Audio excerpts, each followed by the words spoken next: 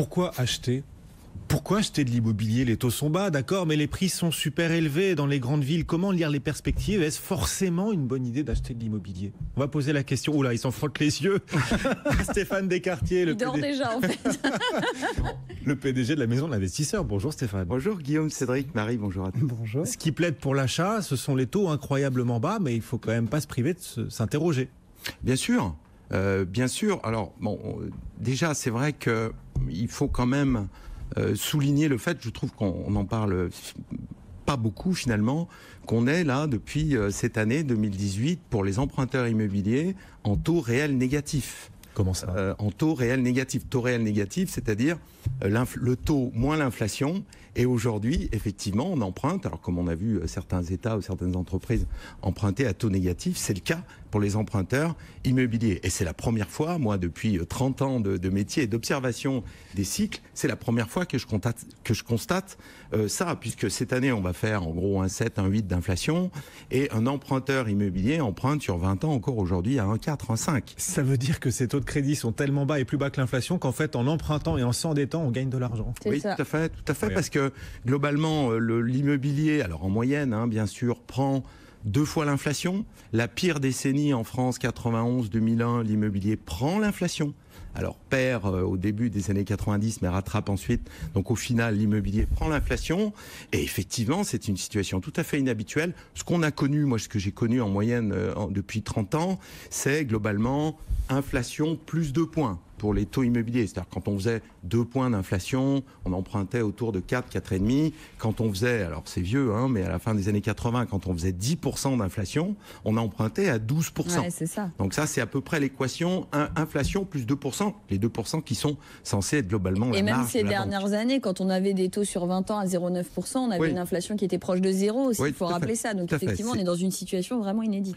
Tout à fait inédite. Et bon, j'ai cru comprendre, je suis pas un spécialiste des taux ni de l'inflation, mais j'ai cru comprendre notamment que l'inflation, les banques centrales n'aimaient pas ça du tout.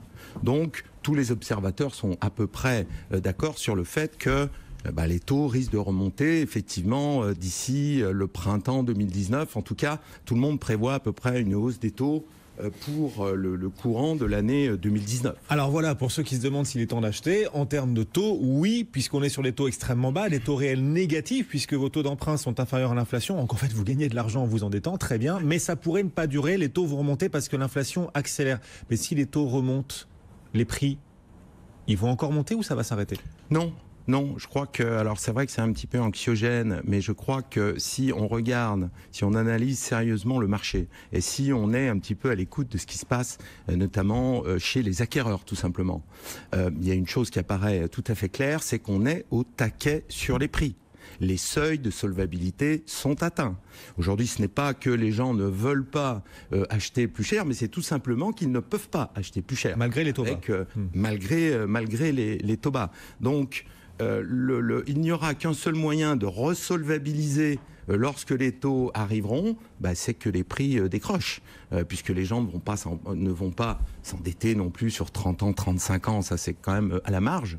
Donc il est quand même hautement probable que pour resolvabiliser tout simplement les ménages, les prix, on peut s'attendre effectivement à ce qu'il décroche tout simplement. Alors on va avoir une période de latence et pour moi nous sommes déjà dans cette période de latence où on constate parce que alors nous-mêmes mais tous mes confrères que j'interroge me disent mais on voit toujours autant de monde en haut de l'entonnoir, même à la limite plus de monde. Vouloir acquérir. La volonté d'achat est là, aussi bien résidence principale qu'investisseur. Simplement, il y a beaucoup plus que l'année dernière de gens qui renoncent en cours de route parce qu'ils se rendent compte qu'ils ne peuvent tout simplement pas. Oui. Et que les vendeurs n'ont pas encore pris conscience qu'effectivement on était à un moment où pour trouver un acheteur il allait falloir un peu baisser les prix. On est dans cette période que moi j'ai déjà connue 2-3 fois dans ma vie professionnelle où les vendeurs ne sont pas prêts tout à fait à décrocher, où les acheteurs ne peuvent plus tout à fait fait y aller. Donc, ce qui explique un petit peu le patinage du marché actuel où les ventes baissent. Alors, les ventes baissent, on est encore sur des volumes très importants, hein, bien supérieurs à 2015, des volumes même supérieurs à 2016, 2017 étant une année exceptionnelle. Mais effectivement, le patinage du marché, pour moi, il est dû à ça. Mais vous dites les prix vont reculer parce que les taux vont monter et déjà les acquéreurs ont du mal, et avec la hausse des taux qui va se profiler, du coup, ce sont les prix qui vont finir par craquer. Très bien. Sauf qu'on a un manque d'offres patent et chronique en France. Les constructions, les mises en construction dans les prochaines années, toutes prochaines, pourraient bien ralentir. On en a déjà des signaux avant-coureurs. On a une demande pourtant qui restera très forte, d'autant qu'il y a les Français qui veulent acheter. Puis il y a aussi les étrangers qui s'intéressent de plus en plus à la France, avec le Brexit par exemple.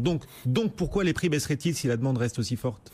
Alors, à un moment donné, effectivement, on voit parfois des études de 150 pages avec des graphiques très compliqués sur les prix de l'immobilier, mais c'est beaucoup plus simple que ça.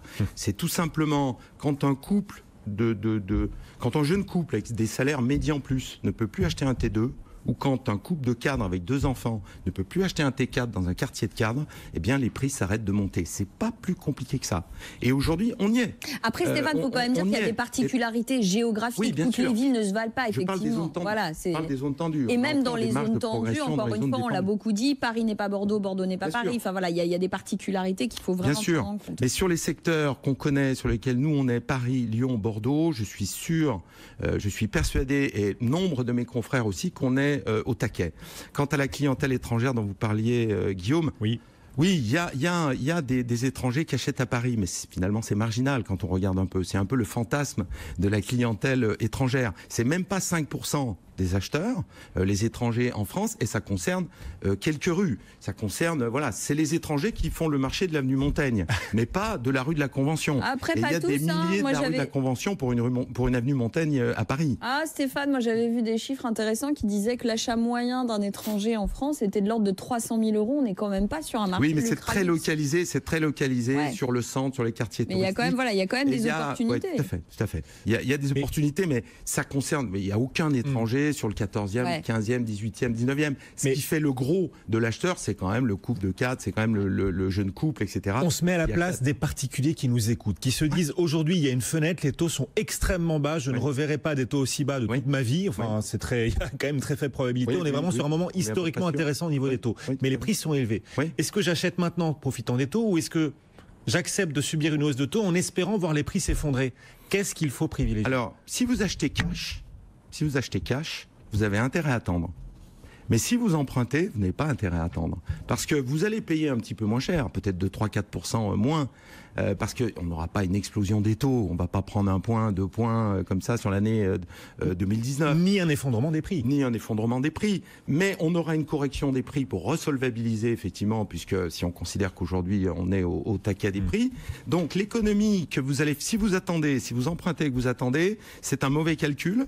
Parce que vous allez payer un petit peu moins cher, mais vous allez emprunter plus cher. Et emprunter sur 20 ans ou 25 ans. Donc à part si vous payez cash, vous n'avez pas intérêt à attendre. Il vaut mieux verrouiller un taux ultra bas aujourd'hui. Et puis, regardez, même sans se retourner, sans revenir à l'antéchrist, rappelons-nous, il y a 5 ans, en 2012-2013, c'était un petit peu anxiogène parce que les prix étaient dans une courbe de baisse. Ceux qui ont acheté en début 2013, les prix ont baissé en 2013, ils ont baissé en 2014, ils sont stabilisés en 2015, ils sont repartis à la hausse 2016-2017. Finalement, ceux qui ont acheté en 2013 ont retrouvé leur prix.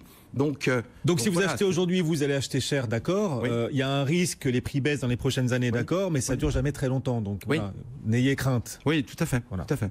Je pense que c'est un mauvais calcul d'attendre, mais bien sûr, si vous avez un risque certain de devoir sortir d'un investissement que vous faites aujourd'hui en résidence principale ou en investisseur dans les 4-5 ans, n'y allez pas et n'espérez surtout pas de plus-value. Ça, c'est aussi une certitude. Si c'est à plus long terme pour enjamber la probable baisse des prix à venir dans les grandes villes. Au moins pour 10 ans, pour être sûr de récupérer votre prix et les frais. Stéphane Descartiers, le bien nommé Stéphane Descartiers, PDG de la Maison de l'Investisseur. Merci d'être venu nous voir. Et Marie Cœur de Roi, bien nommée aussi. On se retrouve demain, Marie. À demain.